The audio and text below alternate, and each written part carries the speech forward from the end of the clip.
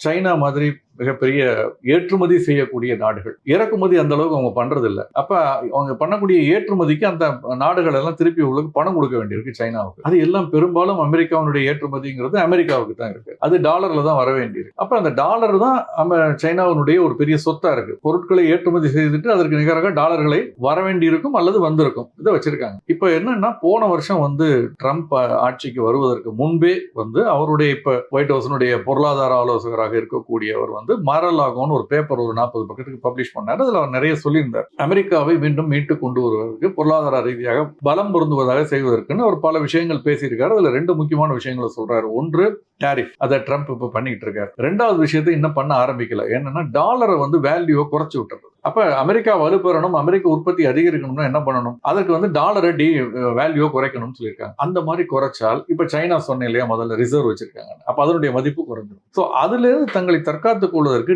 Dollarisation எஃபெக்ட்னு சொல்லிட்டு அவங்க நிறைய பிரித்து முதலீடு செய்கிறார்கள். இப்ப தனிநபருக்கு எப்படி நம்ம சொல்றோம், தங்கத்துல கொஞ்சம், வெள்ளியில கொஞ்சம், பங்குச்சந்தையில கொஞ்சம் பிரிச்சு போடுங்க, ரியல் எஸ்டேட்ல கொஞ்சம் சொல்றோம். அது மாதிரி அரசாங்கங்களும் இப்ப திங்க் பண்ண ஆரம்பிச்சிட்டாங்க. அதுல சைனா மிகப்பெரிய அளவுல வாங்குறதா வேர்ல்ட் கோல்ட் கவுன்சிலும் சொல்லுது.